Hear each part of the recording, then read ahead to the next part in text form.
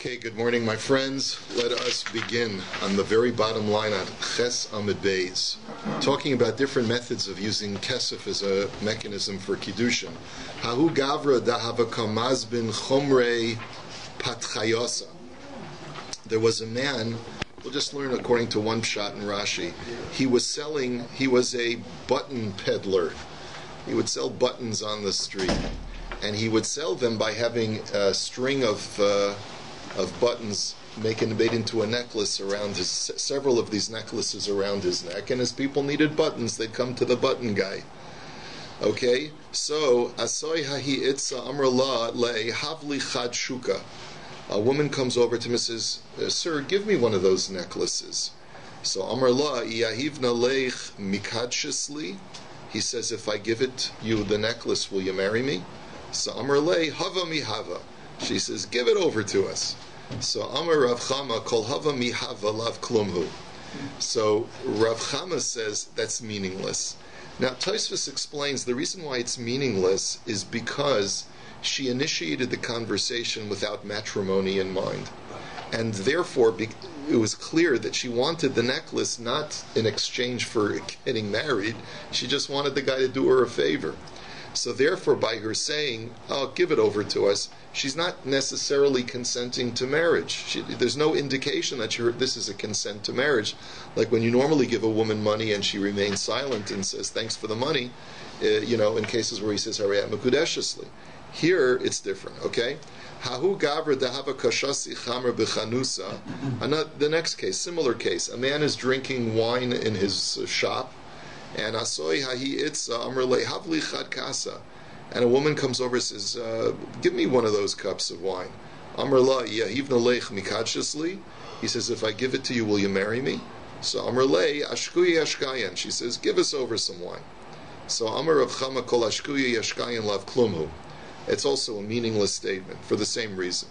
Hahu gavra dehava kashari tamari midikla. Next case, a man was up in a date tree throwing down some dates, harvesting dates. Asoy hahi itza amrle shdili tarti. A woman walks by and she says, "Throw me two of those dates." Amar la, I shadina leich mikadshesli. She says to her, "If I throw you these couple of dates, will you marry me?" This he wants to use dates as a way of getting married, right? Right. So anyway, she just wanted the date; she didn't want the marriage. So Amri le shdi mishda. So she says to him, "Throw me the dates." So Amar Rav Zvid kol shdi mishda lav klumhu. So he says again, that's meaningless. It's not a kiddushin, even though she accepts the dates. So ibayilahu hav ashki ushdi mahu. So now the Gemara's question is, what if she says it in a more formal way? In other words, hava mihava is sort of like the way people speak on the streets, using the doubling of the verb. Come and throw it over to us. It's more of it seems like a more familiar way of speaking, but this is a more formal way. If she just uses have, give, ashki, drink, or give to drink, or shdi, toss. In those cases, you're using a more formal type of language, which sounds more official. Would that then constitute her acceptance of these things for marriage? So Amar Ravina Mikudeshes and Rav Sama Barakta Amar Taga de Malka Eina Mikudeshes. So Ravina says yes, that is a marriage, but Rav Sama says no. By the crown of the king, this is sort of like a declaration of emphatic, tone. He says, I declare that she is not married. The Hilchasa Eina Mikudeshes, and the final halacha says the Gemara and just to review some of the previous cases. In this case, she's not Mikudeshes, even if she uses a more formal language. And V'hilchasa Shiroi Lo Tzrichi Shuma. And going back to a couple of days ago, where a man wants to be Makadesh a woman with expensive fabric, with silk, if he gives it to her l'shem kiddushin and he says it's worth 50 and she accepts it and a taka is worth 50, that's okay. It doesn't have to be professionally evaluated by an official assessor, and that's enough as long as the guy gave her the accurate value. And v'hilchasa Rabbi Lazar, and also we paskin like Rabbi Lazar, that who had said in yesterday's daf that if a man said, "I want you to marry me for $100," and he gives her $1. So we view that as a down payment, and she's mikudeshes, and he just owes her the remainder. And the last thing was V'hilchasa Karava Amar Rav Nachman. The halacha is like Rava in the name of Rav Nachman. That if a man says to a woman, "Here, I want you to marry me for $100," she says, "Okay." He says, "Well, I don't have the cash on me. Here's my iPhone, let's say, as collateral. Hold on to it, and I'm going to go to the ATM and get the money." So that's not an act. Just by giving her the iPhone is not an act of kiddushin, because he hasn't given her anything for her to keep. So until he actually comes up with the cash, she's not mikudeshes.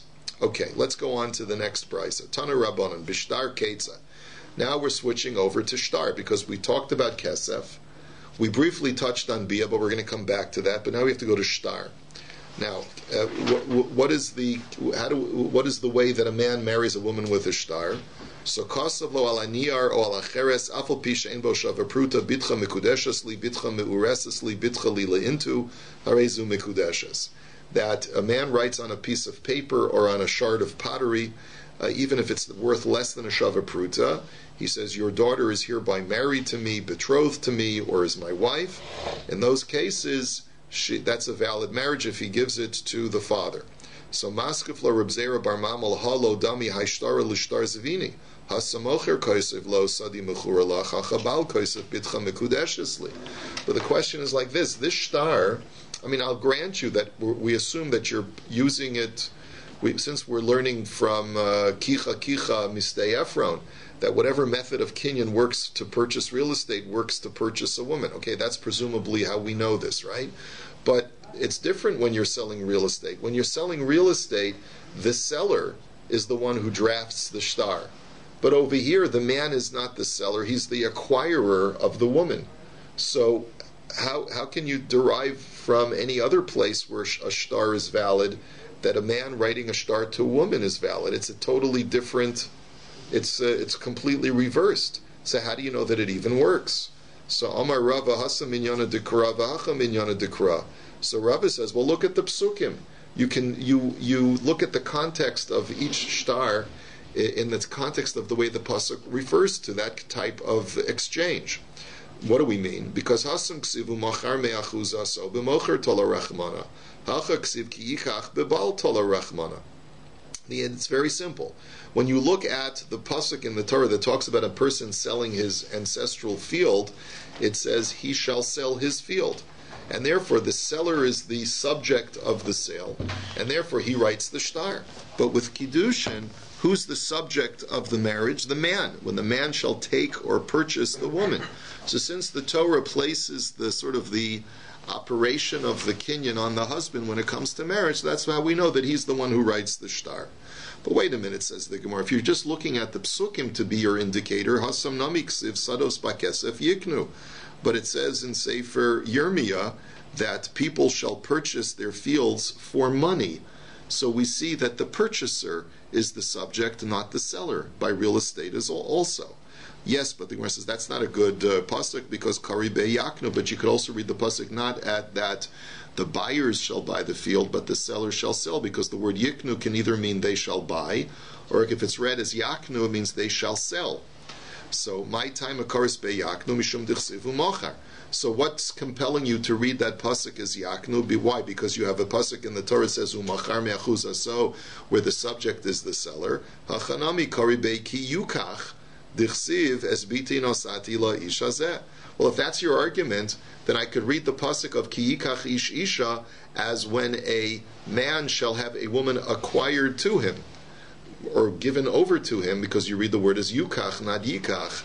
And why would I be compelled to read it that way? Because there's another pasuk in the Torah which talks about the father as the subject of giving over his daughter to the man in marriage. As it says, I have given my daughter to this man, in the case of Motzi Shemra, right? So therefore you see that the psukim themselves don't give you a more compelling argument that the husband is the subject of the kinyan by kiddushin, or that the seller is the subject of the kinyan by real estate, because you could read the psukim different ways. So Ella Amar Rava Hilchasaninu Vasmachinu Rabbanan Akroi. So Rava says you're right. It's really a halacha l'Moshe Misinai that shtar works, and that when the husband writes that the writer of the shtar is the husband, and he's the one who gives it over to the woman, And the Chachamim base it on the language of the Psukim, but the language of the Psukim is not the source itself, as you correctly pointed out, that you could poke holes at that. The Iboy is saying, I'll give you another answer. Really, it is based on the Psukim. And what about that Pasuk in Yirmiyah that says, Sados Bakesef Yiknu, that they shall buy their fields with money, but Hasam Namiksiv o Akache Sefer HaMikna. That very chapter talking about people in the times of Yirmiyah purchasing fields talks about Yirmiyah himself purchasing a field from a man named Chanamel. And there it says that Yirmiyah says, I took the scroll of purchase. I mean, I took the shtar from the seller. So there it's quite explicit, even in that chapter itself, which talks about people buying real estate, right, that the person who bought the real estate did not write the shtar. And therefore, it's clear that any time that there's real estate being sold, the drafter of the shtar is the seller, not the buyer. But when it comes to marriage, since the subject of the pasuk is ki yikach ish isha, so therefore, and that's the main pasuk talking about marriage, so that's how we know that the drafter of the shtar is the man and not the woman. Va'amar Rava Amar of Nachman Kasav lo al anir al acheres afal pi she'ein bo shava pruta bidcha mikudeshes li bidcha mureses li bidcha li leintu bein al yedei aviha bein al yedei atzma mikudeshes mida'ato v'hu shelo bagra.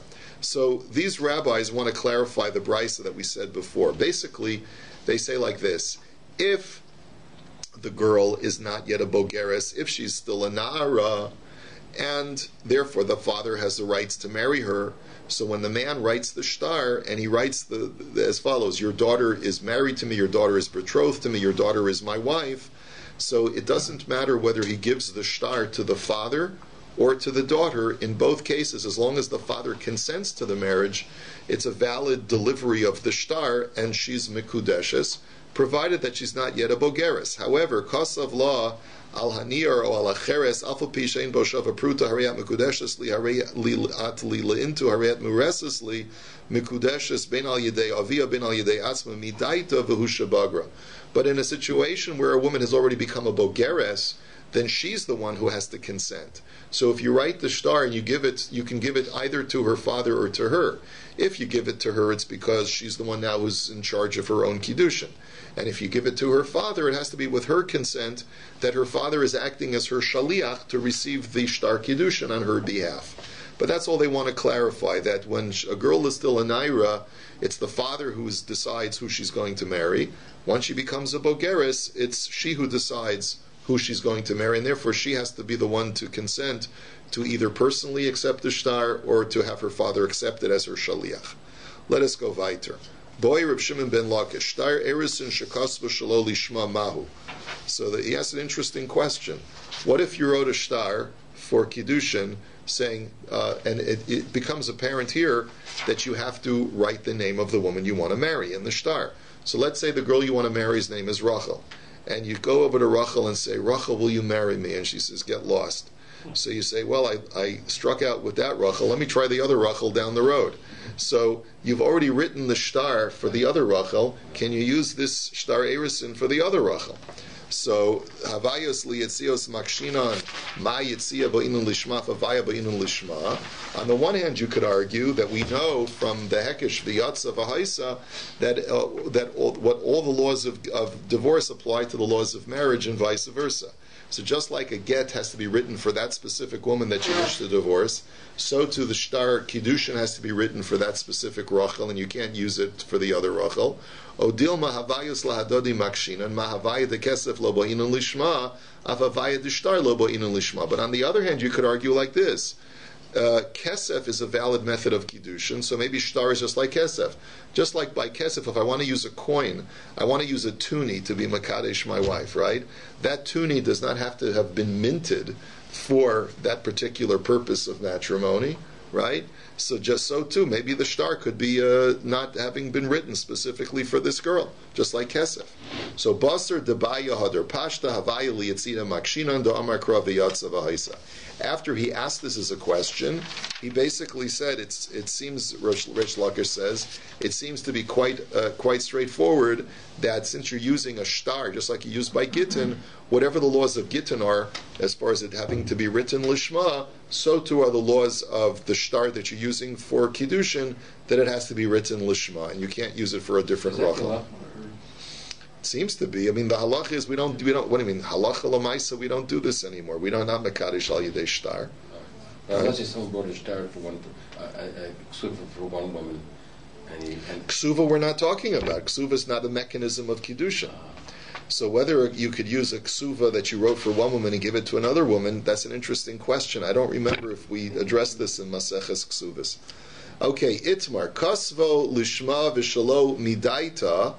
Rava v'Ravina amri mekudeshes, Rav Papa v'Rav Sharvia amri ena mekudeshes. Now let's go to another issue, which is, what if you wrote the shtar without her knowledge, but you wrote it for the sake of Rachel, and you want to give it to Rachel, but you want to be romantic, so you're not going to tell her in advance, you're going to take her to the CN Tower, and you'll propose to her at the top, and then you'll give her the shtar, right? But she didn't know you were writing it lishma. Is that okay or not? So one Mando Amar says Rava and Ravina say it's valid, and Rav Papa and Rav Sharvia say it's not valid. Rav Papa ema time ditu ve'ema time didi. So Rav Papa says, I'll tell you their reason why they say it's kosher, and I'll tell you my reason why I say it's not kosher. Ema taima ditu d'chsiv v'yatsa v'haisa makish avaya liyatzia mayatzia lishma v'shalom idaita afavaya nam lishma v'shalom idaita. So he says their reason why they're saying it's kosher is because it's the laws of Kiddushin are just like the laws of Gittin.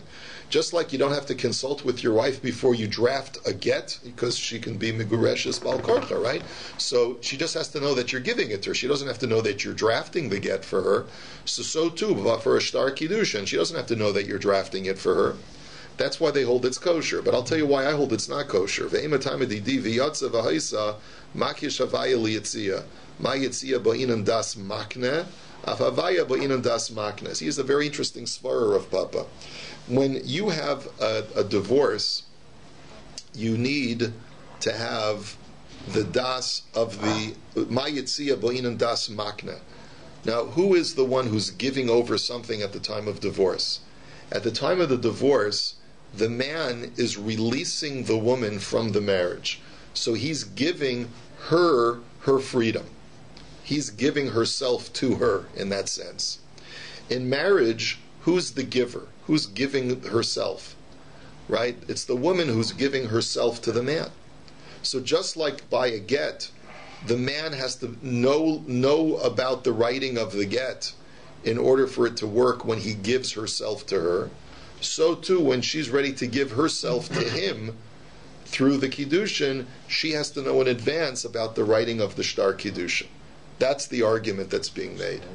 So Meisvei, let's ask a kasha on the Mando Amr that says that it's kosher. Ein kos v'shtari erisin v'nisun elamidas shneihen. The Brisa says explicitly you cannot draft a shtar of Kiddushin unless both of them are aware of it and consent. So it seems clear like it's like Rav Papa. So the Gemara says, "My lap shtari erisin." Isn't that talking about a shtar for Kiddushin? So no, unisun mamish, and for nisun, lo shtari psikta.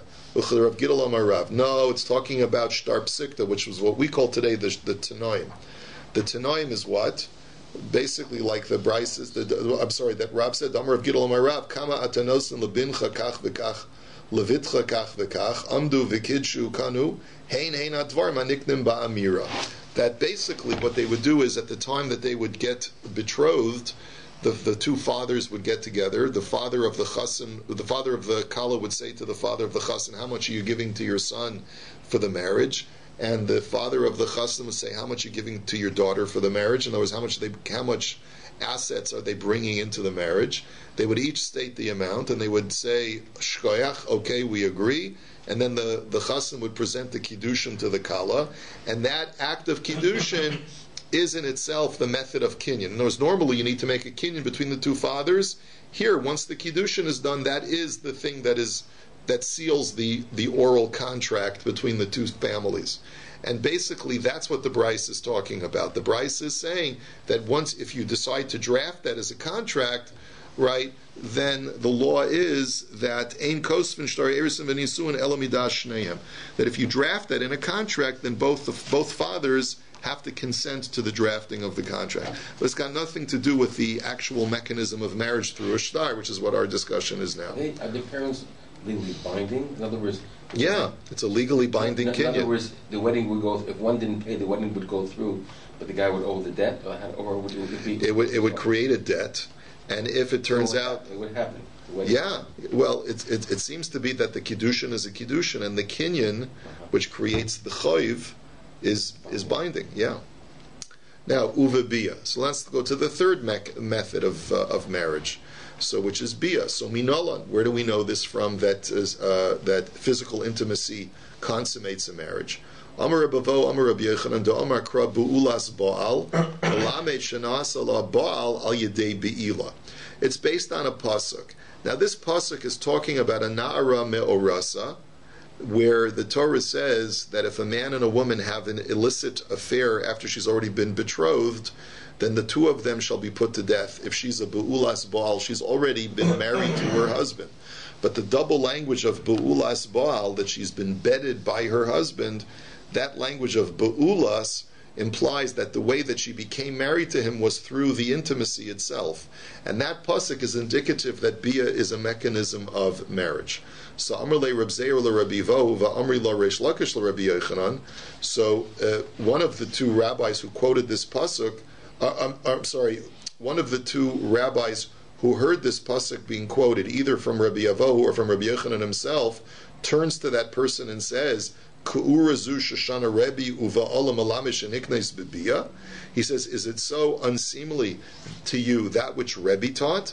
I mean, why are you using a different pasuk? Rebbe already introduced us to a pasuk a few days ago, which the pasuk says, Ki yikach ish isha uva Allah, that when a man will marry a woman and have bia with her. And from there, Rebbe said that we see that a woman can be married through bia. Why aren't you using Rebbe's pasuk? So the Gemara answers, Ime hasam hava amina ad mekadesh v'hader boil kamash malan. So Rabbi Yochanan answers like this. He says, no. He says, if I only had that pasuk implies that you have to do two things: kicha, purchasing, and bia. So I might have thought that you need to do both kiddushin and bia in order to consummate a marriage. And therefore you need the pasuk of V'hi Bu'ulas Baal to tell me that even if bia alone is performed, that's enough to consummate a marriage. So Maskef la Rabbi Abba bar Mamolim Kain and Nara Hameorasa Da'amar Rachmana Biskila Heicha Mishkachas La. So Rabbi Abba says, I don't understand how you could possibly read the pasuk that way, that you would need both. You're telling me the only way to betroth a woman is through kesef and bia together. Then it would turn out that you could never have a case of a betrothed girl who remains a virgin, because ida akdish v'hadar baal be'ulahi, ida akdish v'lo baal lav klumu. Because if he does a valid act of kiddushin and therefore gives her kesef and has bia with her, she's no longer a virgin. And if he only gives her kesef, that's not a kiddushin the way you're trying to read the pasuk. And after all, the Torah says that there's a special status of a man who has intimacy with a girl who has, like, say, he rapes her when she's already been betrothed. The Torah says that he gets the death penalty through skila. Now, the normal death penalty for a man who commits adultery is chenek, is death through strangulation. Why is it the death penalty by a nara hameorasa, death through skila? Because she's a virgin. But if you're telling me that every time she has erisin, she's no longer a virgin because the husband has bedded her, so then how can you have such a scenario? So Amru Rabbanan Kamei de Abaya Mishkachas Lakagon Shabalea Ara Shalo Kedarka. So the rabbis that were learning with Abaya said, we have a solution. The pasuk could be talking about a case where the husband had intimacy with her, but only through anal intercourse, meaning that her hymenal membrane is still intact, and that's why she's called the Besula. So, but wait a minute. Amarle Abaya Adkan lo pligi Rebbe v'Rabbanan ela ba'acher. Aval Baal divrei hakolim bo aleha shelo kedarka asa be'ula. Abaya says that's what you're saying is preposterous. He says we know that there's a machlokes as far as whether any other man enters a woman anally, whether he removes her virginity, whether that defines her as no longer a besula. But everyone agrees that in a situation where the man, for matrimony purposes, has relations with her for the sake of kiddushin, and he does it anally, then everyone would agree that she doesn't have the din of a basula anymore. So you're back to the same question. How could you have a nara me'orasa who's a basula? So what was Aryai talking about? Mahi, what's this machlokes? Titania, the Brisa says, Bo'u aleha yud anoshim va'adayin hi basula kulan biskila. That if 10 men go over to a betrothed maiden, and she's still a virgin, so then all 10 of them who rape her will get the death penalty through skila. But Rabbi Omer ani harishon biskila v'kulan b'chenek. But Rabbi says, no, I hold that only the first one who raped her is killed through skila, but after he raped her, she's no longer a basula. And therefore, only the 9 others who rape her are killed with the death penalty of chenek, not the death penalty of skila. But so that's what Aryai was referring to. But Aryai was saying, even the Chachamim agree that if a man has anal relations with a woman for the sake of marriage, that renders her not a basula anymore. The only machlokus is in a situation where it's done not for matrimonial purposes. Amar of Nachman bar Yitzchak mishkachas lakagon shekitsha b'shtar hol v'gomer umotzi gomer machnis. So Rav Nachman bar Yitzchak says, I'll answer the question. How could you could read the pasuk that a woman can only be married through kesef and bia together, right? If I only had the pasuk of ki yikach ish isha uva Allah, how could you then have her have a case of nara hama orasa who's still a virgin? Very simple. The husband married her through a shtar. That's the third method of kiddushin. And since it works as a standalone mechanism for gittin, it works as a standalone mechanism for kiddushin as well. And that's how you could read the pasuk, and that's why you need Rabbi Yochanan's pasuk of Vihibu Ulas Baal. So now the Gemara says, V'Rabbi Yochanan hai uva Allah my avidlei. So what does Rabbi Yochanan do with the pasuk of uva Allah, with that phrase? If he already learns it from Vihibu Ulas Baal that Bia works, what does he need the word uva Allah by the pasuk of Ki yikach isha uva Allah? So the Gemara answers, it's to tell me a chiddush, that even though bia is a valid mechanism for kiddushin, it's not a valid mechanism to acquire an amma ha'ivriya, a Jewish handmaid that a man purchases from the father. Because you might have thought that there's a kal v'chomer to be made from a yavama.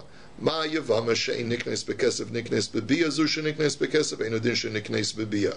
That if a yavama can be acquired through bia, then surely an amma ha'ivriya who can be acquired through kesef can also be acquired through bia. Since a yavama can only be acquired through bia, not through kesef, then surely an amma ha'ivriya who can be acquired through kesef, surely she can be acquired through bia.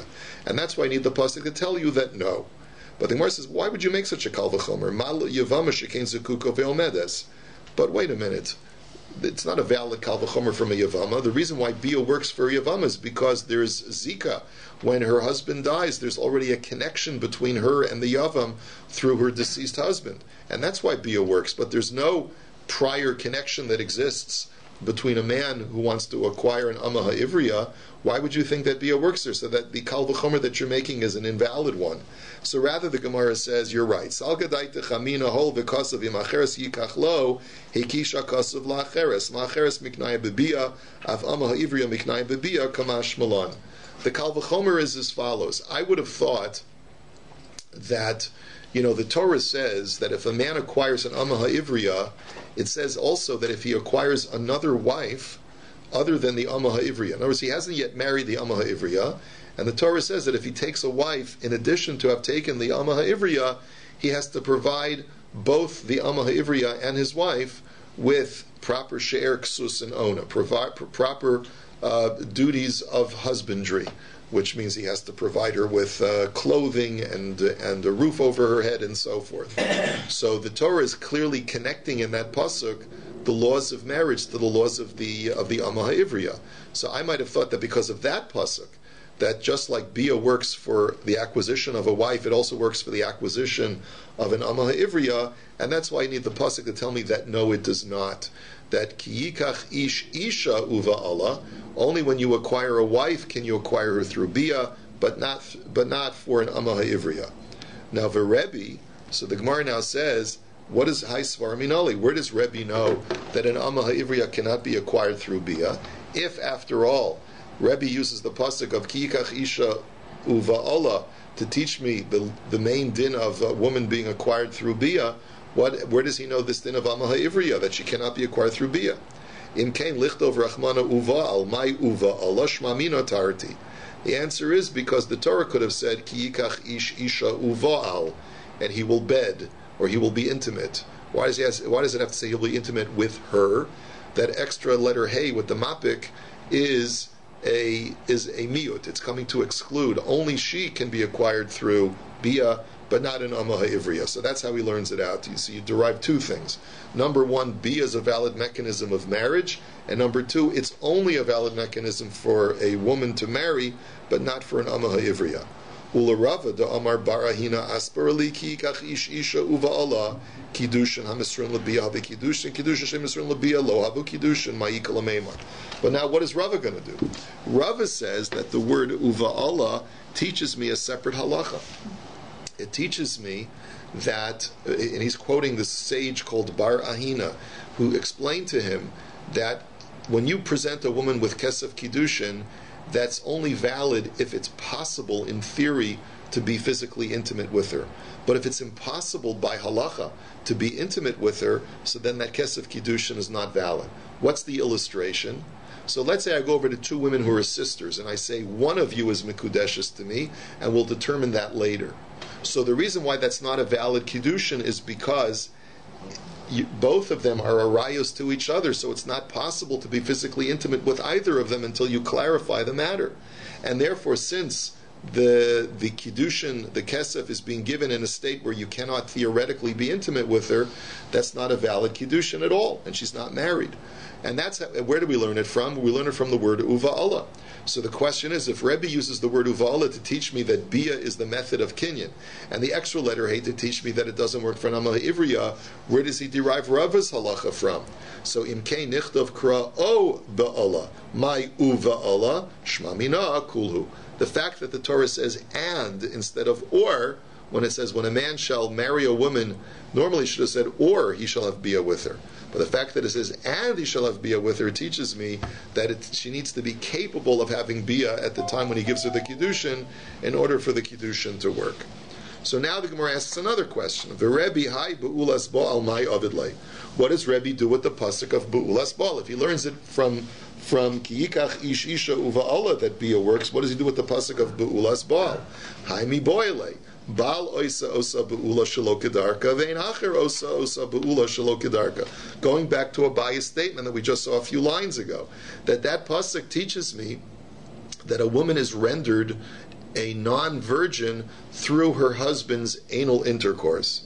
But another man does not render a woman a non-virgin through anal intercourse. That's what the pasuk of be'ulas baal, that only through her husband is she rendered no longer a virgin through any way of entry, including anal entry. But the Gemara says, now wait a minute.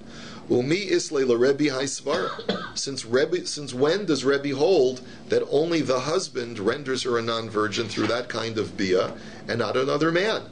Isn't Rebbe the one who was quoted as V'hatanyu bo'oleh yud anoshim v'adayin hi besula kulam biskila, and Rebbe Omer ani harishon biskila v'kulam b'chenek?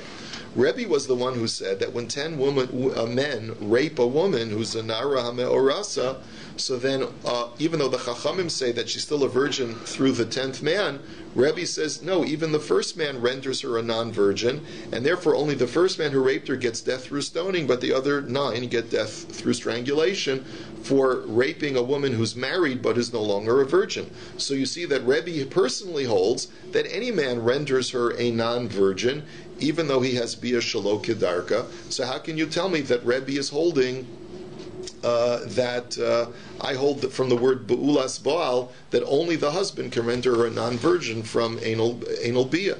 So Amar Rebbe Zera Moda Rebbe le'inyan kanas tukulu mishalmi. So Rebbe Zera says, no, you don't understand.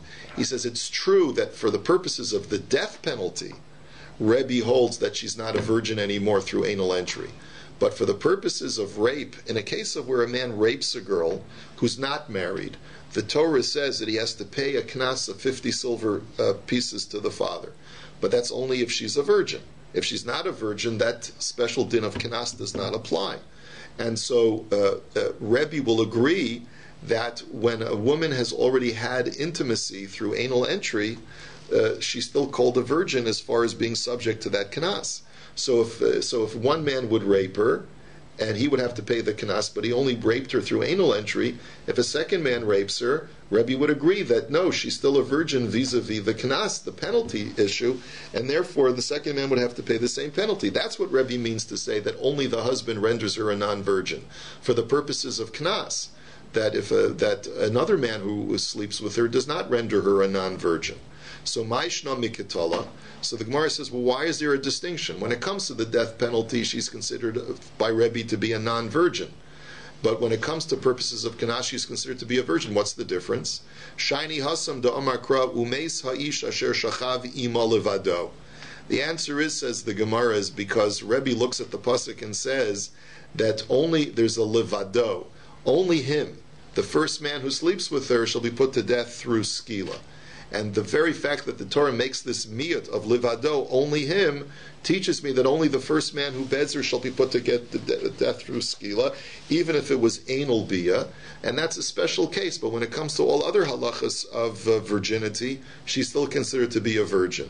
The Rabbanan hai levado my avdilei. So what do the Rabbanan do with that pasuk? If they hold that she's still a virgin, even for the vis-a-vis the death penalty, what do they use the word levado? So miboy lehu lechidatanya, they use it for the following: Umeisu gam sheneihem ad shavim ke'echad divrei Reb Oshia of Reb Yonasan Omer umeis ha'isha asher shachavim levado. That there's a machlokus in the Brisa. What if a man sleeps with a girl who has not yet reached the age of bas mitzvah? So according to Rabbi Oshia, since the Torah says that both of them have to be put to death when it's consensual adultery, if one of them is not subject to the death penalty because she's not of consensual age, then the man is not put to death either. But Reb Yonasan disagrees, and this is who the Chachamim hold like. The Torah says levado, that he gets to put, that he shall die levado. So the word levado teaches me that in a case of consensual adultery, if she's a minor, then he shall be put to death levado, by himself. That's what the word levado teaches. It's got nothing to do with what defines her as a virgin or not. It's got to do with whether the man will be subject to the death penalty in a situation where she is not capable of being put to death. And where does Rabbi Yochanan know this din? This din from that even if the girl is a minor, the man is still put to death. Im kein nichtov kra beulas baal. I'm sorry, excuse me. The question that the Gemara is asking is Rabbi Yochanan, who learns from the pasuk beulas baal that bia consummates a marriage.